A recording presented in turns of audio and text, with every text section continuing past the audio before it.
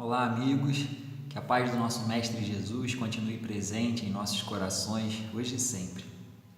Primeiramente, gostaríamos de agradecer o convite dos irmãos do Centro Espírita Amor e Caridade pela oportunidade da tarefa e do estudo na noite de hoje.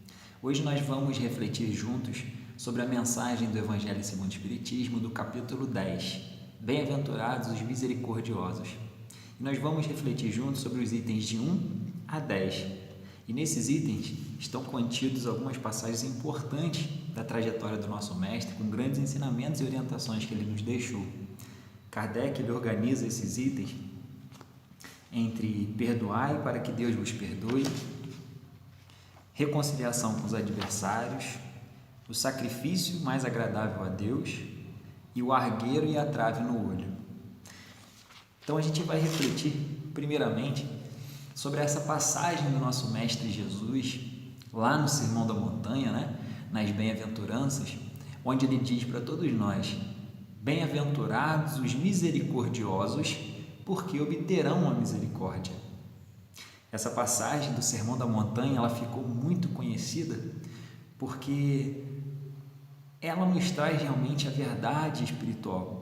Ela nos traz orientações mais seguras que a gente pode pautar a nossa vida, os nossos passos, no rumo da nossa transformação, da nossa reforma íntima. Essas orientações de Jesus, que estão contidas lá no Evangelho de Mateus, no capítulo 5, 6 e 7, nos trazem grandes orientações. Essa passagem é tão importante do Sermão da Montanha, que o próprio Mahatma Gandhi, que nem era cristão, ele diz que se perdesse todas as escrituras e sobrasse apenas o Sermão da Montanha, a humanidade teria a chance ainda de se transformar, de se reerguer. Tamanha a beleza, a grandeza e a profundidade dos ensinamentos trazidos por Jesus ali naquela mensagem. E aí essa bem-aventurança faz parte ali daqueles conjuntos de bem-aventuranças que Jesus nos trouxe no Sermão da Montanha, e a gente identifica essas bem-aventuranças como sendo como se fosse uma cartilha de comportamento moral que nos ajuda, sim, a transformar o nosso íntimo, a reformar os nossos pensamentos, modificar a nossa mentalidade, a fim de que a gente consiga alcançar uma felicidade. Mas não uma felicidade efêmera e pueril da matéria, mas sim uma felicidade espiritual, uma paz de espírito verdadeira. E a gente percebe que a gente consegue alcançar essa felicidade, essa paz de espírito, através da ação direcionada e constante no bem, no amor e na caridade. A gente percebe através dos ensinamentos, das orientações de Jesus, que são os nossos comportamentos, as nossas ações, as nossas atitudes que vão realmente fazer com que a gente progrida, fazer com que a gente se eleve, que a gente evolua na nossa jornada existencial. Todos nós fomos criados simples e ignorantes por Deus, mas com o objetivo de alcançarmos uma perfeição relativa, com o objetivo de alcançarmos uma pureza espiritual, com o objetivo de alcançar esse reino dos céus, ou reino de Deus, que existe dentro de nós. Só que desde essa jornada inicial até esse objetivo final, nós temos sim uma grande trajetória pela frente. E são realmente os nossos comportamentos durante essa trajetória que nos aproximarão cada vez mais do nosso objetivo final e que nos distanciarão daquele início de obscuridade, de trevas, de ignorância, E aí a gente precisa realmente pautar os nossos comportamentos, pautar as nossas ações em orientações que são seguras. E essas orientações seguras são essas recomendadas pelo Mestre. A doutrina espírita nos mostra que Jesus é o nosso grande mestre, o nosso grande modelo e guia da humanidade. O guia é aquele que já trilhou o caminho, que já conhece o caminho, e ele pode orientar outras pessoas, ele pode conduzir outras pessoas por aquele caminho. Então esse é o nosso Mestre Jesus, o grande guia da humanidade.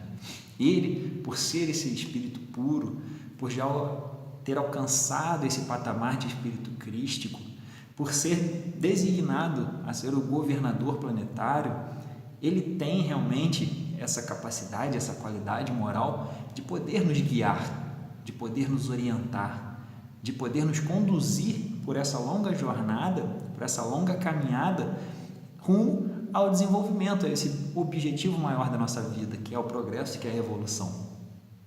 E Jesus, além de ser o nosso guia, ele é também o modelo. Modelo é aquele que a gente vai imitando, né? Que a gente vai modelando, que a gente vai olhando, admirando e nos espelhando na nossa vida. E aí a gente começa a se perguntar e começa a se questionar. Nossa, mas como é que eu vou espelhar Jesus? Como é que eu vou modelar Jesus? Como é que eu vou imitar Jesus no nosso dia a dia? Mas é justamente isso que a espiritualidade vem nos inspirar, que a espiritualidade vem nos ajudar, nos orientar. Que a gente olhe para Jesus através dos seus feitos, através das suas vivências, através dos seus ensinamentos, que a gente possa perceber como ele agiria diante das situações do nosso dia a dia, para que a gente possa ir aos poucos espelhando esses comportamentos, espelhando essas atitudes, para que a gente possa ir aos poucos entendendo, compreendendo e praticando isso no nosso dia a dia. Por isso o mestre é o nosso modelo. E aí a gente percebe que ele é mestre, e mestre por excelência, porque esse na verdade foi o único título que ele assumiu, né? Falaram para ele, o senhor é bom, ele não, bom só o pai.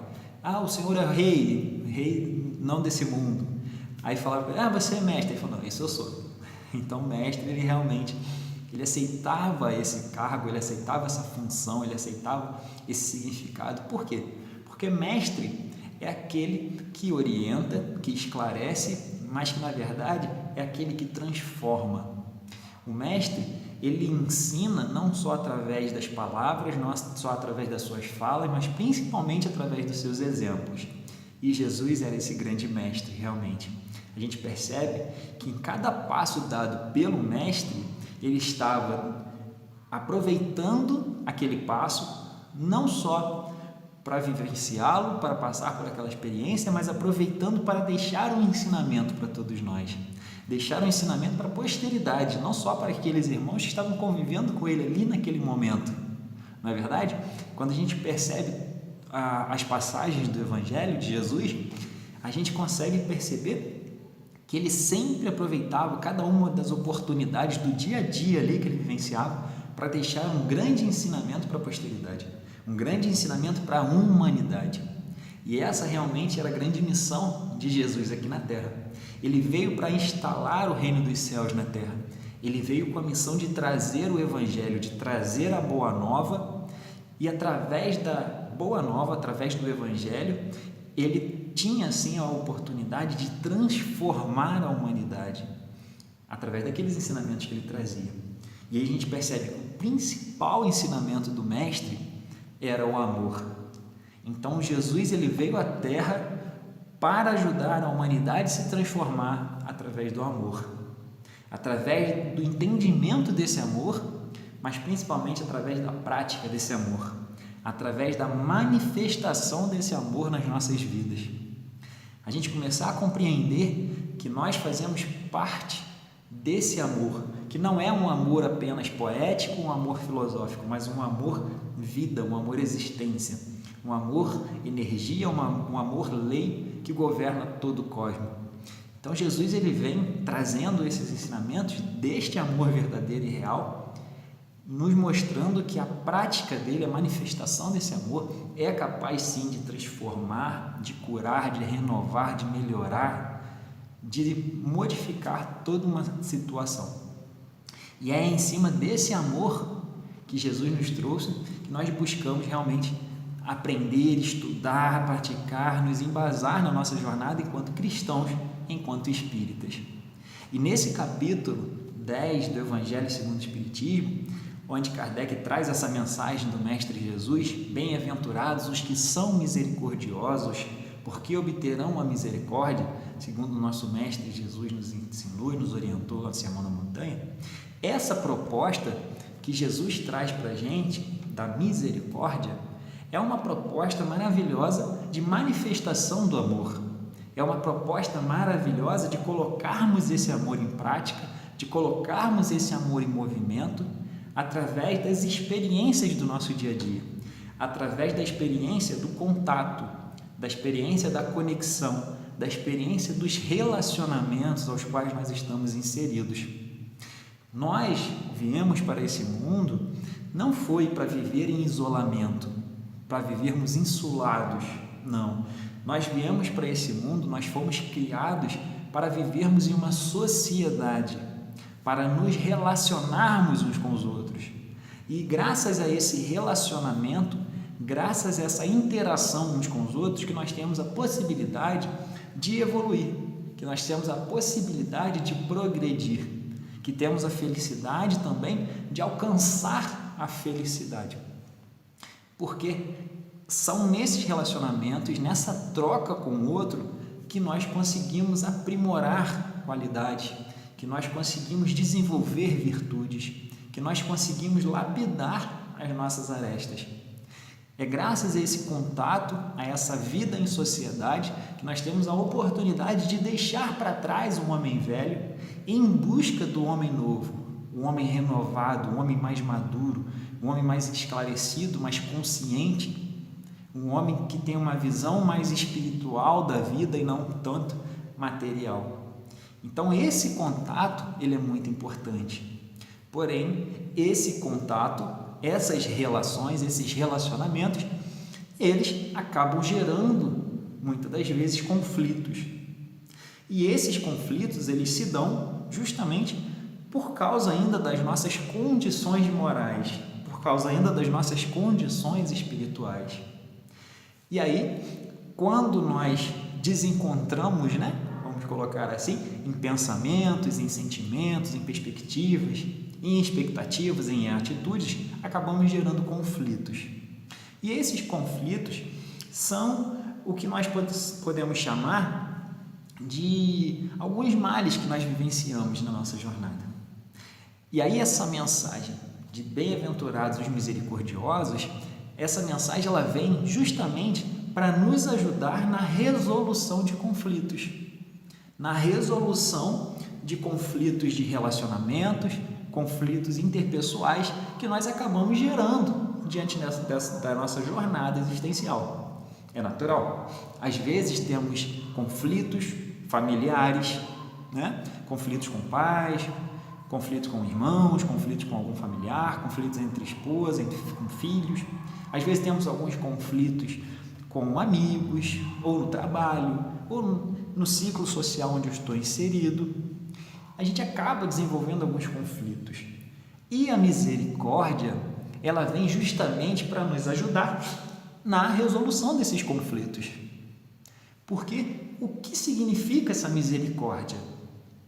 A misericórdia, ela tem um significado para a gente de o ato de nós termos compaixão no nosso coração.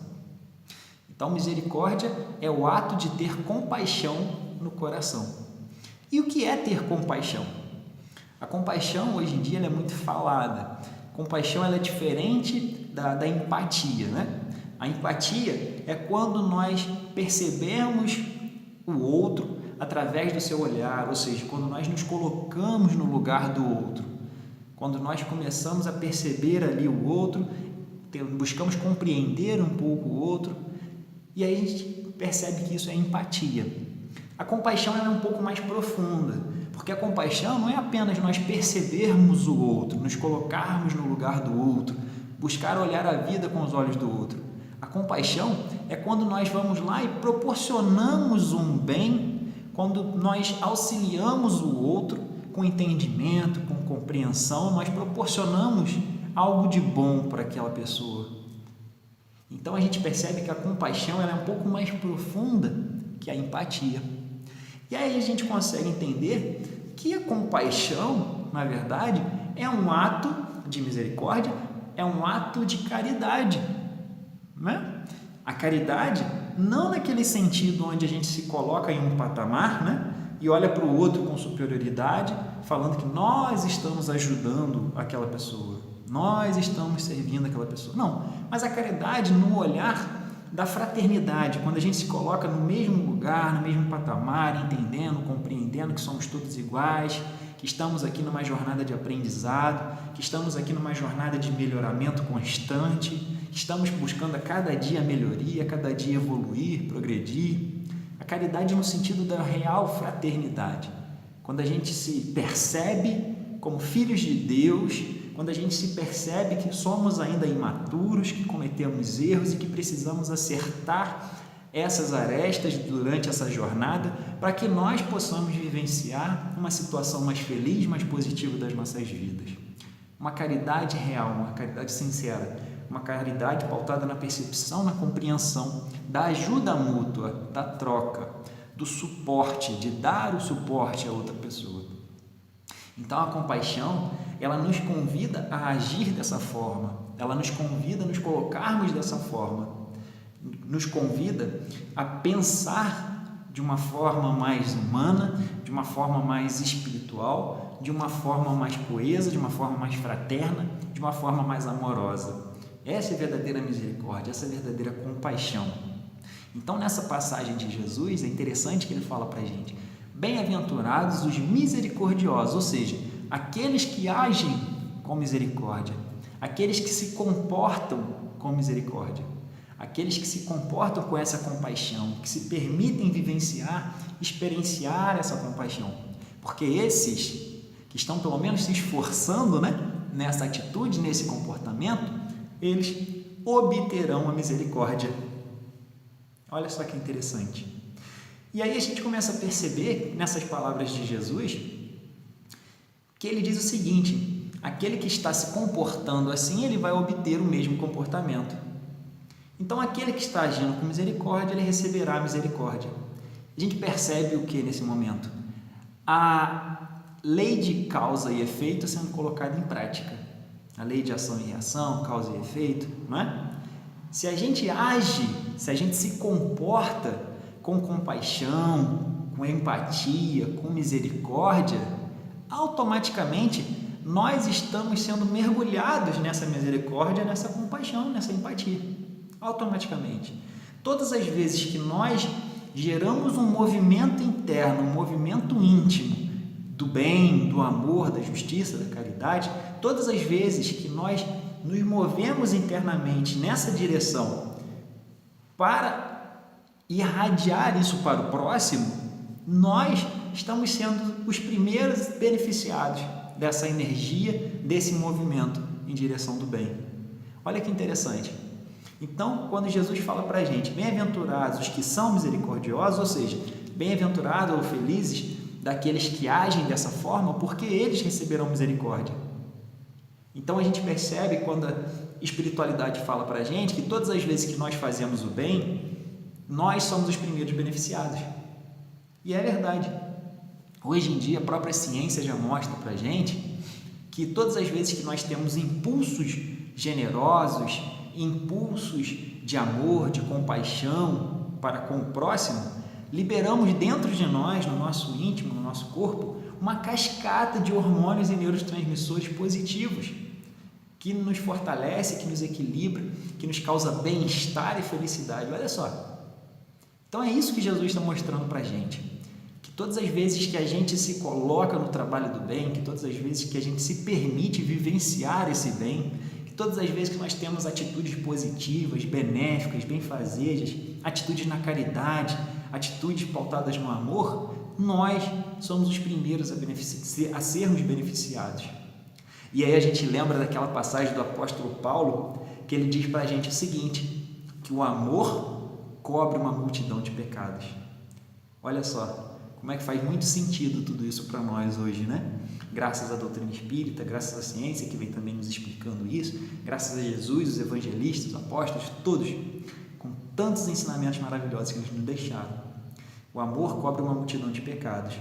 Então, quando eles vêm colocando para a gente a necessidade dessa misericórdia sendo manifestada no perdão, a gente começa a perceber a importância que nós temos de gerar esse movimento íntimo e libertador que é o ato de perdoar.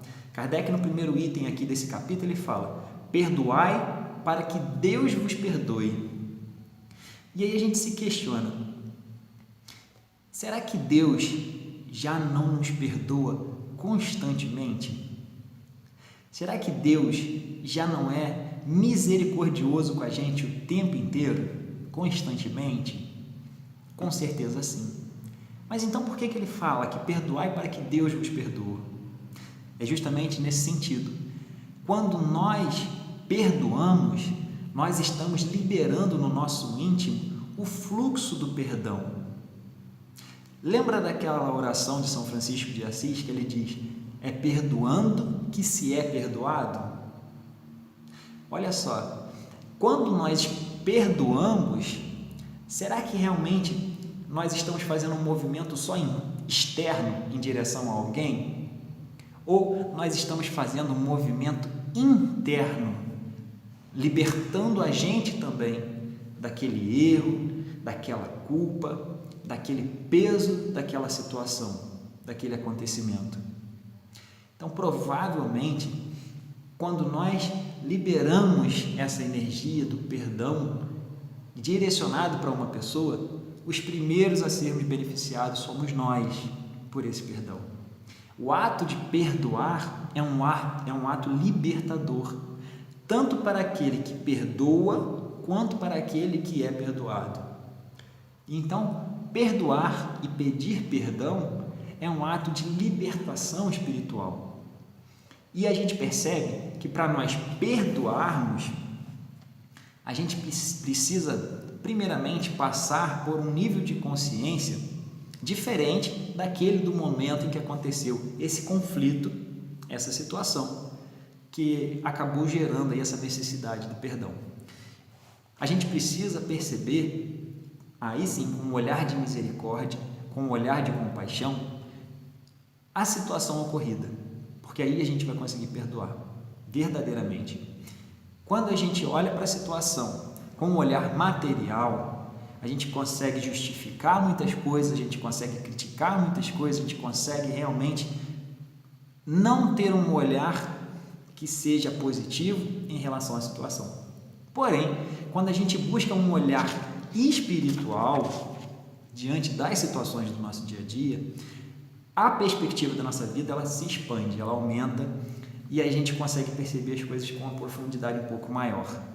Diante de um olhar realmente espiritual, a gente começa a perceber que todos nós, encarnados no planeta Terra, estamos aqui vivenciando uma experiência de aprendizado. Todos nós estamos aqui no planeta Terra encarnados para aprendermos. E as situações do nosso dia a dia, elas nos oferecem aprendizados. As pessoas que convivem conosco são pessoas que estão também vivenciando aprendizados. Nós estamos aprendendo, os outros estão aprendendo, todos nós estamos aqui na grande escola chamada vida. Quando a gente olha para essas pessoas, até aquelas que nos feriram, com um olhar de compaixão e misericórdia ensinado por Jesus, a gente vai perceber que, infelizmente, todos nós cometemos erros, todos nós cometemos falhas, todos nós somos suscetíveis a tropeços e a queda.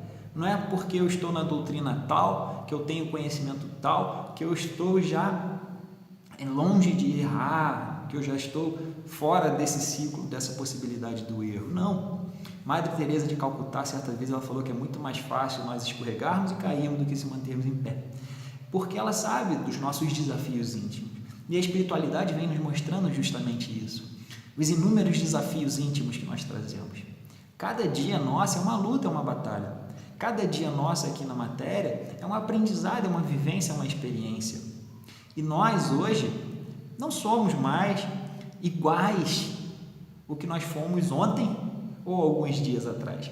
Porque todas as experiências que nós vivenciamos vão nos transformando, vão nos modificando, vão despertando a nossa consciência, o nosso olhar diante da vida, e nós temos possibilidade de agir de forma diferente.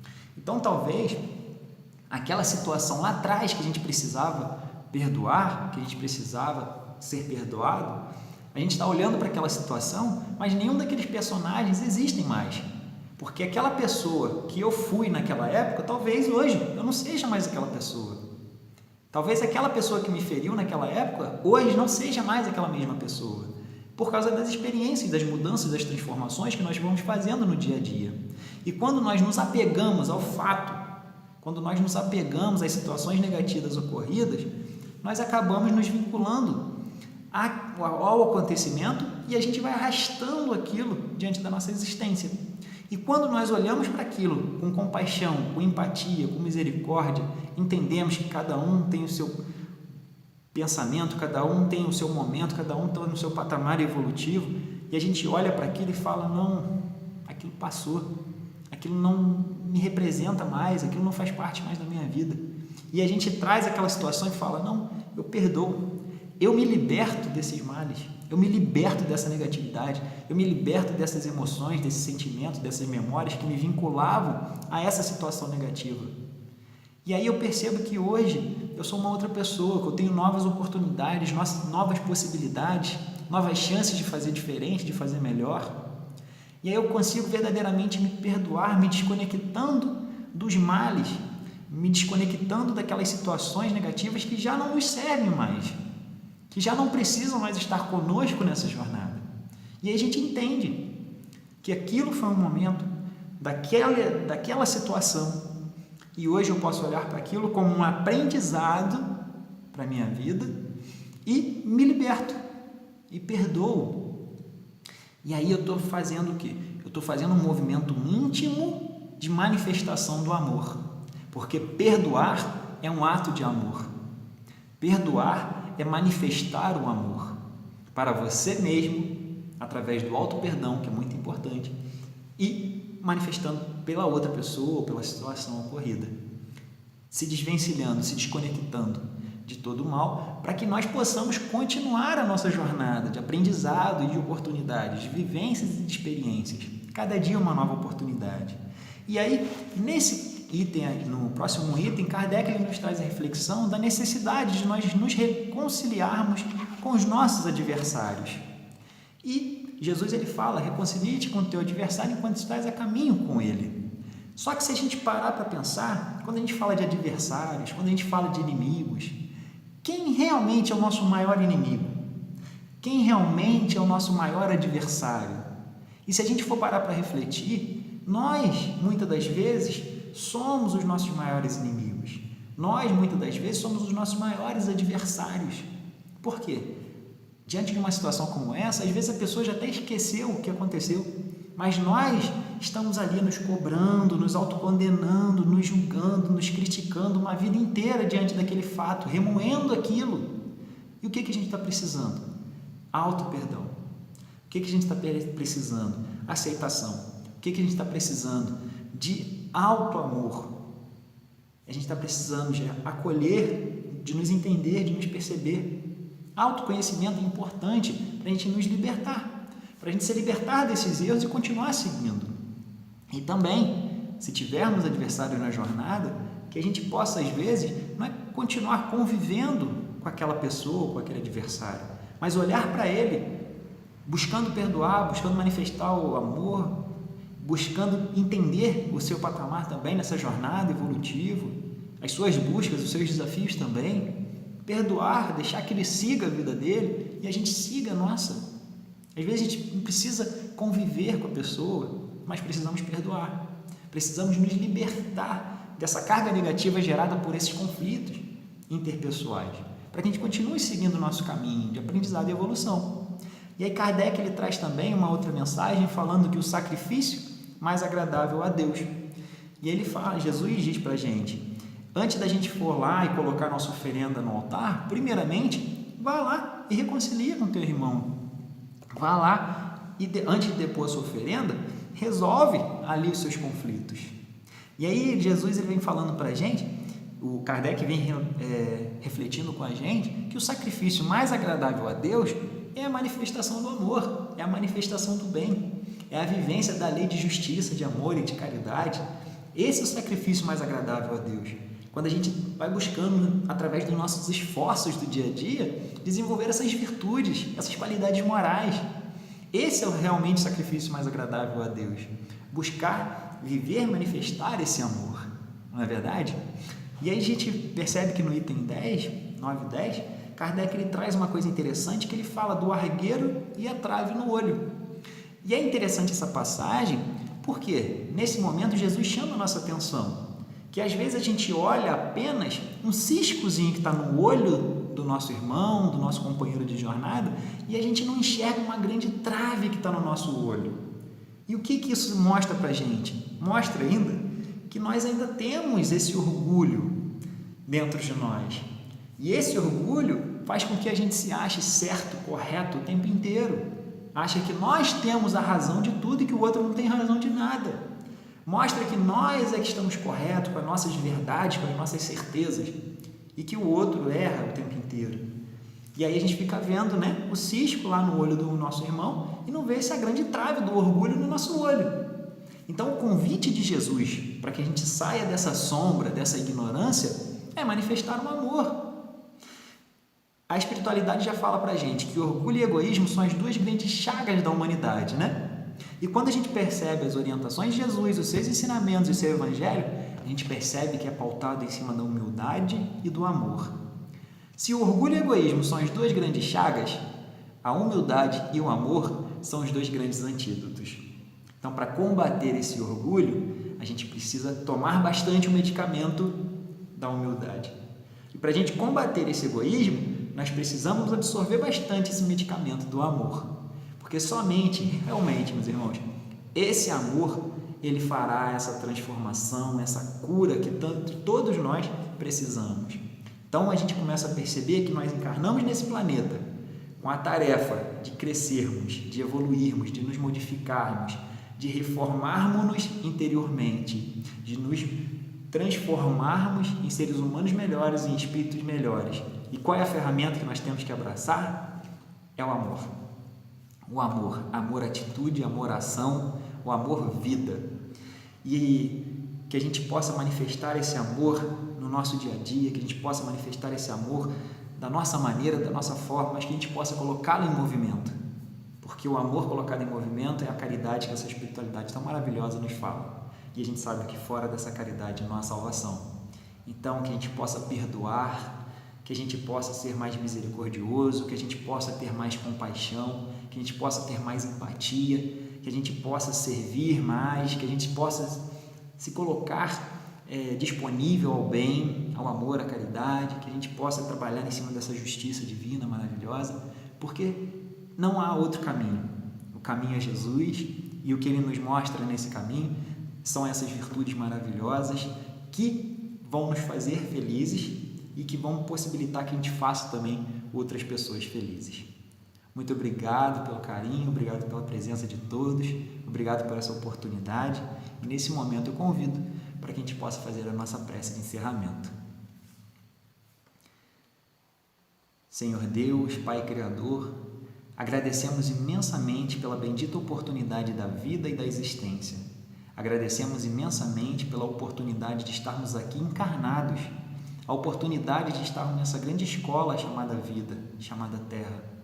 Que a gente possa, Senhor, a cada dia aproveitar cada chance, cada oportunidade que o Senhor nos dá de aprender, de trabalhar e de servir. Senhor, inspire-nos, por favor, a fé, a coragem, a resignação. Inspire-nos, Senhor, sabedoria e discernimento para enfrentarmos os nossos desafios diários com muito amor, com muita boa vontade, com o coração aberto, para a gente aprender de verdade, Pai, todas essas lições que a vida tem a nos oferecer. E, Senhor, inspire-nos para que a gente possa contribuir mais, que a gente possa compartilhar mais, que a gente possa dar o suporte uns aos outros, para que possamos seguir juntos nessa caminhada de crescimento e evolução. Pai, abençoe a todos nós em humanidade, que enfrentamos muitos desafios, muitas dores e aflições. Conforte os corações de todos, Pai, inspirando-nos sempre a fé, a esperança. Obrigado, Senhor, e fique conosco hoje e sempre. Que assim seja. Muito obrigado, meus irmãos. Um grande abraço a todos.